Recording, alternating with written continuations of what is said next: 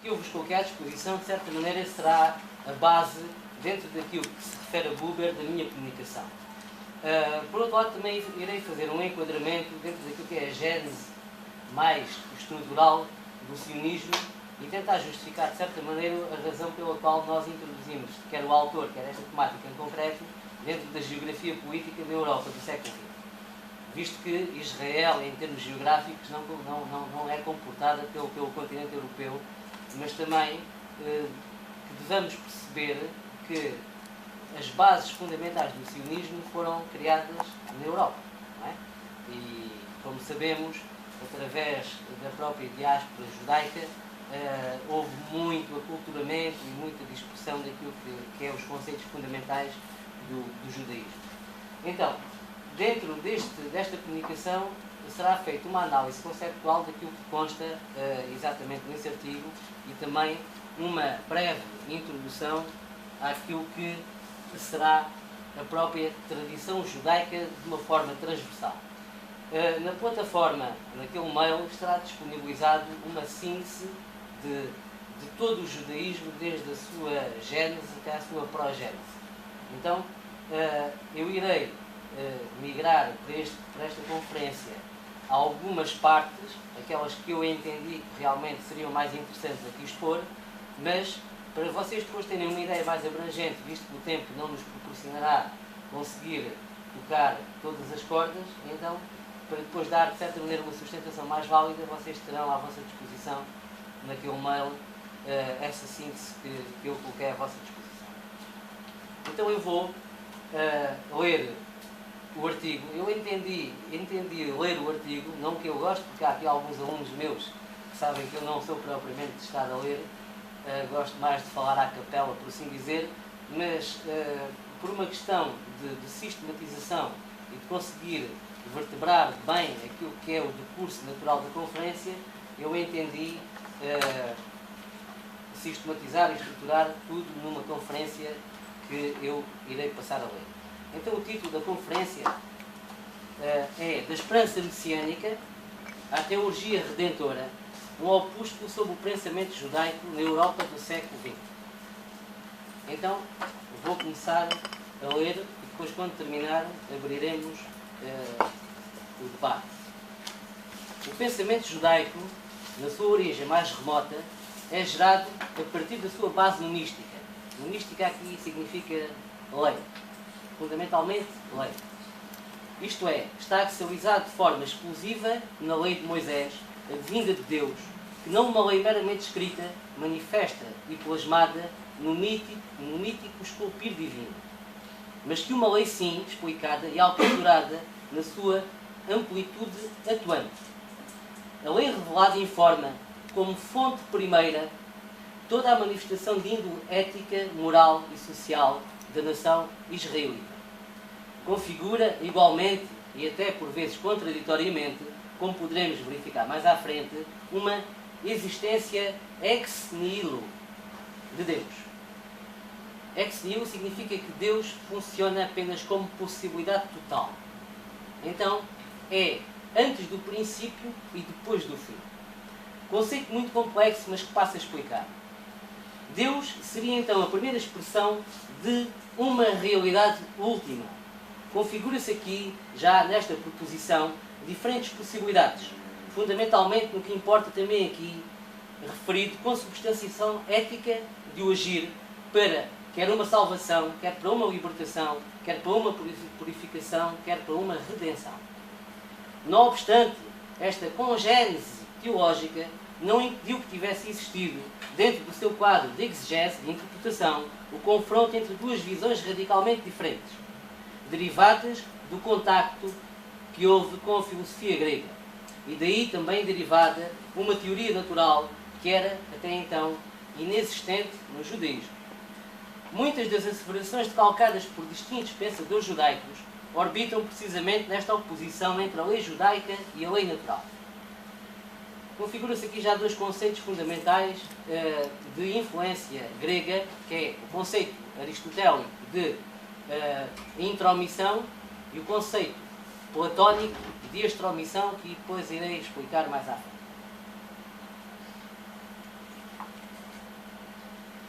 Algumas figuras de proa abraçaram, deste modo, alguns conceitos e processou-se então aquilo que poderemos chamar uma moldagem e uma adequação do pensamento judaico. Um dos conceitos mais fundamentais e que se torna incontornável para a nossa sessão, em fase da temática, é o conceito do fim dos dias. Academicamente, chamamos-lhe escatologia, não é? Ou mais academicamente falando, escatologia, como por acaso até tinha aqui advertido. Segundo a tradição judaica, o final dos tempos, não exatamente o final do mundo, mas sim o final dos tempos, tem como enfoque principal a restauração do povo de Israel e a sua total realização.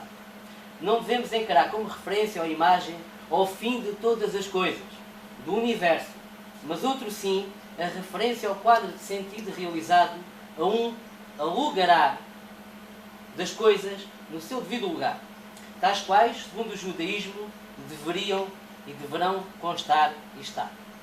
Para entender de modo mais complexo, é necessário ter em mente, ao contrário do que vulgarmente se promove hoje nos nossos dias, o judaísmo não como uma religião, mas sim um quadro matricial que está na gênese de algumas religiões, estas sim, religiões, e de um corpo nacional que procura a sua realização.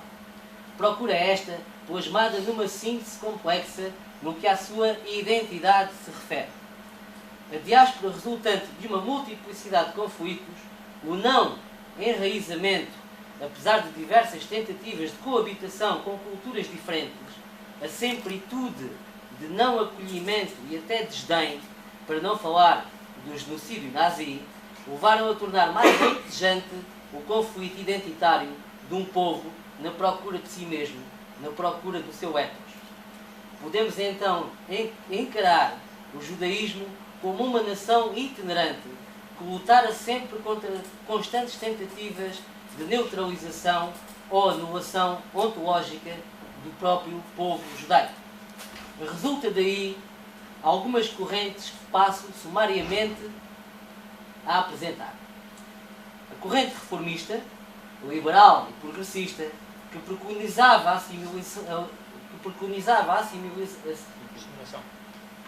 assimilação da cultura ocidental, considerando, como tal, algumas leis judaicas como obsoletas, ultrapassadas. Por outro lado, a corrente conservadora, que considerava a inexistência ou a existência de uma rejeição dos preceitos tradicionais judaicos. A terceira, que é mais importante para aqui, e que eu vou desenvolver um pouco mais, que é a corrente assídica, ou o assidismo propriamente dito.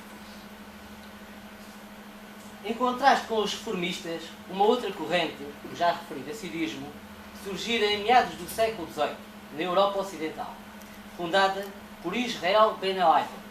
Eu vou-me poupar ao ridículo de fazer algumas traduções do alemão para português, por isso vou apenas utilizar os conceitos já traduzidos. Conhecido como Baal Shem Tov, o mestre do bom nome. Esta corrente é considerada por muitos como ultra-ortodoxa, opinião da qual eu não comungo totalmente. Comungo apenas no sentido de ensinar, naquele sentido de se ensinar o que se sabe e fazer o que se ensina. Não no sentido de acantonar a sua ação de forma acrítica, sem crítica, sem julgo, pelo contrário, como veremos posteriormente também a Martin Buber. Os seus adeptos procuravam a alegria mística através de um ensino que destacava a dança e a música, baseando-se em livros míticos judaicos conhecidos como a Cabala. Faziam ressaltar a alegria da omnipresença do divino, de Deus, reconhecendo a sua presença nas mais triviais atividades do corpo. Desta forma, a adoração de Deus aparecia não apenas nas cerimónias sacras, mas também nas atividades profanas como as refeições, o sono ou até o ato sexual. Além disso, preconizava os 10 Sefirot, os equivalentes mandamentos, que estão expressos nos próprios elementos da natureza. Utiliza processos místicos, como por exemplo a visualização de cores para alcançar o divino, e acredita que este processo até é dificultado pelo mal, ou o outro lado do mundo vivível. O assidismo prolongou-se até à nossa época contemporânea, apelando à fé piedosa, o fervor, a priorização da intenção ao praticar o ato sobre o ritual judaico religioso. Por outro lado, preocupou-se em servir os judeus mais desfavorecidos das pequenas cidades e aldeias da Europa Central e Oriental. Atualmente, os seus líderes são os rabis, ou os tzadiks, também considerados homens supremamente justos ou santos. Os adeptos do hassidismo estabeleceram-se principalmente nos Estados Unidos e Israel e estão atualmente divididos em seitas que seguem diferentes rabis. Aqui o conceito de seita não o entendam no sentido pejorativo. Seitas no sentido de seiva seminal que pode desenvolver determinado composto estrutural na própria construção do ser, e não seita como entendemos hoje no sentido de haver ali um enclausuramento muito transcendental. Alguns deles acreditavam, alguns rabis e algumas seitas em concreto, que só o Messias, ainda esperado, terá o direito a restabelecer a nação de Israel, ao ponto de saísse ao estado secular de Israel, encarado como é encarado hoje nos nossos dias. Como oposição a estas três correntes, o judaísmo assídico não apenas defende que a Tanakh hebraica são as escrituras inspiradas, como acredita que Moisés recebeu ao mesmo tempo a lei oral de Deus. Ou seja, os mandamentos não estavam apenas grafados ou esculpidos nas tábuas, mas também houve, de certa maneira, a transmissão daquilo que seria o quadro semântico ou de sentido da própria significância dos mandamentos transmitidos. Assim, os judeus ortodoxos seguem escrupulosamente os mandamentos das suas leis, mas também a transcrição, aqui é um paradoxo, a transcrição oral, no sentido de transcrever, de inscrever através da oralidade na alma do outro aquilo que são os mandamentos delegados por Deus a Moisés do Monte Sinai. Ou seja, resumindo e concluindo, ainda estão hoje à espera do Messias, que levará posteriormente o povo de Israel a uma época dourada. Agora, o antagonismo patente na sua relação com o sionismo. Ou seja, se por um lado Buber é de gênese sionista, por outro lado teve aquilo que se pode chamar de um contacto mais místico com o hassidismo e que fez com que ele tivesse um enviesamento na sua filosofia e também naquilo que seria o resultado das suas aplicações políticas. Ou seja, o sionismo, durante o século XIX, a comunidade judaica continua a dividir-se na prática religiosa entre a corrente ortodoxa e a reformista, e mais tarde a conservadora e a reconstrucionista, ou seja, a ultra-ortodoxa, enquanto se mantinha, de forma concomitante, a influência do hassidismo. No fim do século, Theodor Herzl, que já foi aqui citado pelo Clemente Henriques, um judeu húngaro, jornalista em Viena, deu uma estrutura política e institucional ao sionismo, um movimento a favor do estabelecimento de um Estado judaico. A judiação de Jerusalém da Palestina tem sido, de resto, o tema principal do pensamento político e práticas judaicas e sionistas desde a origem do sionismo até aos dias de hoje. Apoiado e orientado pelas potências estrangeiras, como ainda são, como sabem, pelos Estados Unidos, fundamentalmente, Herzl pretendia que o movimento sionista fosse um novo modelo para os movimentos colonialistas, ou, na altura, os movimentos neocolonialistas, que descreveu como sendo uma parte da trincheira europeia contra a Ásia, um posto avançado da civilização contra a barbárie. Cito. Descreveu o seu plano e os meios através dos quais precisaria de empregar para a colonização da Palestina da seguinte forma, passo a citar novamente, que nos seja dada soberania sobre um pedaço de terra e nós cuidaremos do resto.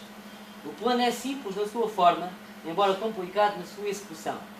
Duas organizações ficarão no controle da execução do plano, a Sociedade Judaica e a Companhia Judaica. Herzl defendia a necessidade da expropriação das terras na Palestina e o encorajamento da população ao longo das fronteiras, tendo em vista a total imposição de Israel. Volto a citar. Vou citar duas vezes porque isto depois vai ser importante para o fim, para percebermos a diferença entre o pensamento de Herzl e do próprio Martin Buber.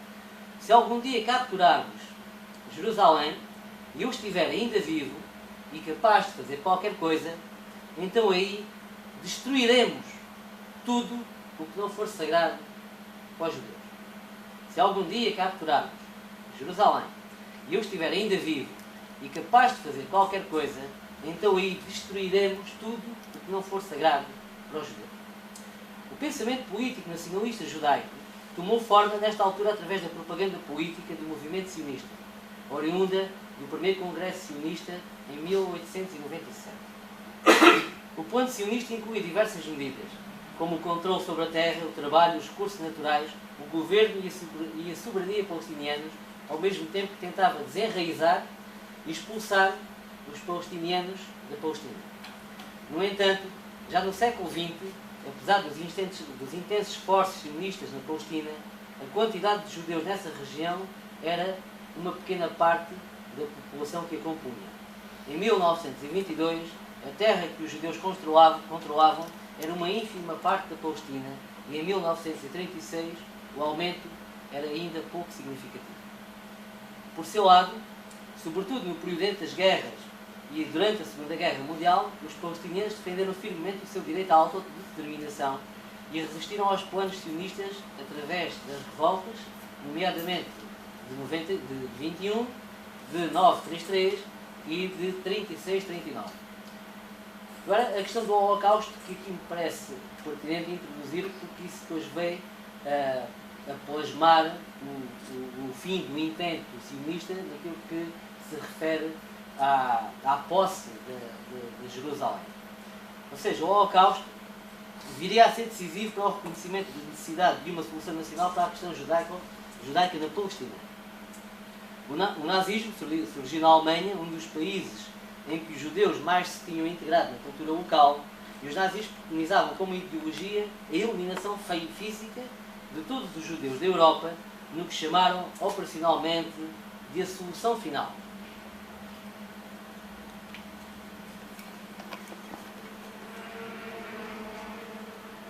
O reavivar dos guetos sobrepovoados e com poucas condições de sobrevivência, as deportações em massa para campos de concentração, as câmaras de gás e fornos crematórios, os fuzilamentos coletivos e experiências médicas desumanas levaram à morte de 6 milhões de judeus, mais de um terço na altura da população judaica mundial.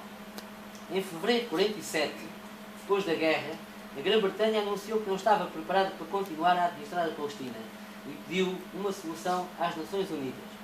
Os palestinianos e os 5 Estados árabes pediram o fim do mandato e a independência da Palestina, mas esse pedido, como sabemos, foi recusado, sendo-lhe apresentada uma proposta de partilha. Por fim, no dia 29 de dezembro de 47, a Assembleia Geral das Nações Unidas aprovou a partilha da Palestina em 2 Estados, um árabe e um judaico. Os palestinianos recusaram, no entanto, a resolução de partilha por a considerarem injusta. A partilha conferia ao futuro Estado de Israel 56% da área em questão, quando os judeus constituíam menos de metade da população.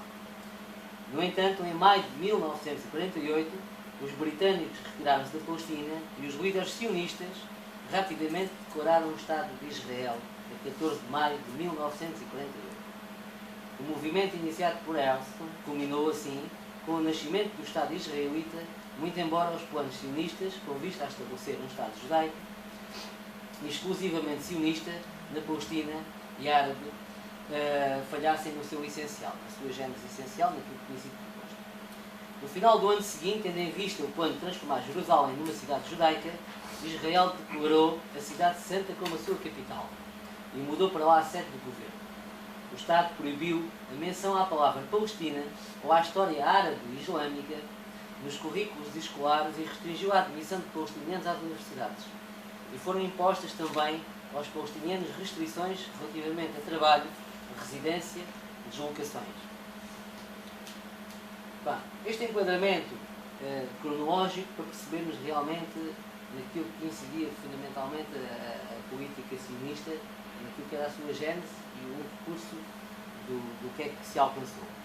Até porque não é propriamente a minha especialidade, a área política, mas sim Martin Buber. Então agora eu vou fazer uma análise conceptual desse artigo que vocês têm à vossa disposição, que de certa maneira configura o que será o tronco da nossa conferência. Martin Buber nasceu em Viena, 8 de fevereiro de 1878, em Jerusalém, em Viena, e morreu em Jerusalém a 13 de junho de 1965. Era filósofo, escritor e pedagogo. Era judeu de origem austríaca e numa primeira fase de inspiração sionista e posteriormente assídica. Isto agora é uma análise filosófica e conceptual sobre realmente a filosofia de Martin Buber. A ontologia da relação será o fundamento para uma antropologia que se instaura nos meandros diatópicos da constituição do ser do homem. O problema da totalidade permanece no centro das preocupações de Buber em relação à questão antropológica. Tal preocupação coaduna-se com a sua concepção de tarefa filosófica, sociológica e política, ou seja, a saber, a reflexão sobre questões reais, aquelas que se envolvem num compromisso atual com a totalidade da pessoa em todas as suas manifestações. As categorias de totalidade e do entre são fundamentais na antropologia filosófica de Buber. Se eu e tu nos revela o diálogo como fundamento da existência humana, se a questão antropológica deverá ser abordada como um ato vital na procura do sentido da existência humana, então trata-se de prescrutar o dialógico em cada um de nós. O entre da relação permitirá, como chave epistemológica, abordar o homem na sua dialogicidade. E só no encontro dialógico é que se revela a totalidade de cada um de nós, no encontro, no estar a par. A ênfase sobre a totalidade acarreta como corolário a rejeição da afirmação da racionalidade da razão como característica distintiva de cada um. Encaminha para uma ética do inter-humano. Diz-se então que o homem é um ente de relação e que a relação lhe é essencial ao fundamento da sua própria existência. Com isso assistimos ao encontro do pensamento de Buber com a tradição fenomenológica, na medida em que grande parte dos filósofos que a ela pertencem partem também deste princípio do homem como ser situado no mundo com o outro. Ser no mundo com o outro. O maior mérito que cabe a Martin Buber está no facto de ter acentuado, de um modo claro, radical e definitivo, as duas atitudes distintas do homem face ao mundo ou diante do ser. As atitudes, como veremos adiante, traduzem-se pela palavra princípio eu, tu, e pela palavra princípio eu, isso. A primeira é um ato essencial do homem, atitude de encontro entre dois parceiros na reciprocidade e na confirmação mútua, ser que se valida um ao outro. Tu estás aí, ser como testemunho do outro em relação. A segunda é a experiência e a atualização, uma atitude objetivante. Uma é uma atitude cognoscitiva e a outra uma atitude ontológica. O sentido que Buber atribui ao conceito de relação, aliado à radical distinção ontológica ou existencial, é uma aquisição que traz profundas influências para uma abordagem do existir do homem. Não se pode mais prescindir destas reflexões em qualquer perspectiva que se tome a partir do eixo humano, seja numa antropologia filosófica ou em quaisquer ciências humanas. Se a sua afirmação da existência humana como ser de relação não é original, aliás, o próprio Buber reconheceu isso a partir do momento em que recebeu o impulso de Ludwig Feuerbach, que é o primeiro a falar desta relação biológica entre eu e tu, o mesmo não se pode dizer no que se refere à distinção que ele estabeleceu entre as duas atitudes do homem e os dois tipos de mundo a elas correspondentes. De qualquer forma, a sua penetrante e vigorosa reflexão e o modo profético com que lança a sua mensagem baseada nestes dois princípios de existência humana, o princípio ideológico e o monológico. O monológico configura uma visão do mundo ou um sentido do mundo através do eixo circunscrito apenas a um sujeito. O dialógico implica uma invocação do tu a partir do momento em que eu convoco o meu eu. E, sobretudo, uma coerência de intimidade entre os sujeitos. Então, se nós na nossa relação do dia-a-dia, quando vamos, por exemplo, a uma caixa de supermercado, nós estamos numa relação entre duas pessoas, o facto do enfoque ser meramente utilitarista, porque é aquela pessoa que até através do desempenho da sua ação me vai registrar uma quantidade de produtos e depois me vai à carteira no final, temos uma relação meramente utilitarista que também pode ser configurada entre eu e isso. Por um lado, o eu e tu é quando o ser sai de si e na sua relação se dá ao outro de forma autêntica e genuína e se coloca ao dispor. Então, quando se convoca essa relação, nós entramos naquilo que chamamos uma paridade. Ou seja, em grego se chama-se parousia, significa que eu, quando estou em relação com o outro, é a minha essência que está aí, doada e presente ao outro que está em relação comigo. Todos aqueles que abordaram os mesmos temas fundamentais em filosofia, em política e nas outras diversas geografias humanas, não o fizeram com tanta profundidade como fez realmente Martin Buber, e também com beleza e linguagem que realmente tinha um tom oracular muito ao nível dos profetas do Antigo Testamento. Então, o mundo é múltiplo para o homem e as atitudes que este pode apresentar são igualmente múltiplas. A atitude não é o ato, a atitude é uma predisposição para o agir. É importante não confundir estas dimensões. Não é? Nós fomos em atitudes que normalmente temos-a como manifestadas no ato. Não é? A atitude é uma predisposição e isso já configura, de certa maneira, uma presença essencial do humano face ao outro. A atitude é um ato essencial e ontológico em virtude da palavra preferida. Então, o que é engraçado é que em Buber nós implicitamente temos sempre o eu. Há sempre o eu que está subentendido em cada palavra, desde que essa palavra comporte em si uma autenticidade. Então, em vez de dizer eu sinto, nós dizemos sinto qualquer coisa. Qualquer frase que nós imitamos, desde que seja portadora de isotimia, ou seja, isotimia em que eu e o outro somos tema da mesma ontologia que nós nos diz respeito e na qual nós estamos enraizados, nós estamos a fazer sempre a convocação de uma dialogicidade concretizada e manifestada no eu-tu. Ok? Cada atitude é atualizada por uma das palavras princípios eu-tu ou eu-isso.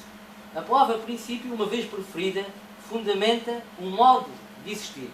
Então, nós podemos derivar aqui um conceito de vida. Se o eu-tu configura um modo de existir, a vida será o modo autêntico e genuíno como o ser se dá em relação recíproca no mundo com os outros. A palavra princípio é uma palavra originária e fundamental. O homem, como já foi dito, é um ser de relação. Podemos nos referir aqui ao conceito de intencionalidade, não no sentido de ter uma intenção no agir, mas ter intenção no próprio viver. Ou seja, eu não ajo, não tenho uma atitude com um propósito de relação eu-isso, de me apropriar, mas uma intenção de viver no sentido de eu apropriar-me a mim através da convocação do outro. Eu necessito do outro para realizar o meu construto identitário. Não é? Ou seja, o outro aqui configura de certa maneira como a validação da minha existência e é através da existência dele que ele me pode dizer tu estás aí ou tu estiveste aí. Não é? Então, nós passamos a tornar-nos íntegros a partir do momento em que o outro nos reconhece. A relação não é uma propriedade do homem, assim como a intencionalidade não significa algo que esteja na própria consciência, mas sim algo que está entre a consciência do mundo e o objeto da própria relação. A consciência funciona por referenciação e só se referencia fazendo uma estimativa entre dois polos. O que é que tu quer dizer com isto? A nossa consciência quando nós falamos da nossa consciência, falamos de uma consciência identitária. Ok? Nós quando dizemos eu, estamos a invocar toda a nossa totalidade, a nossa integridade. E convocamos também tudo aquilo que importamos para dentro de nós ao longo da nossa vida, na nossa relação com o outro. A nossa consciência seminal configura aquilo que será uma infraestrutura primária, na qual, através do nosso agir, do nosso fazer, do dia a dia, daquilo que são as nossas crenças, as nossas pertenças, as nossas maneiras de ser, de estar, agir e pensar, nós vamos inscrever nessa consciência seminal o nosso eu. Então, esses princípios em relação aos quais nós orientamos e conduzimos a nossa vida configuram-se todos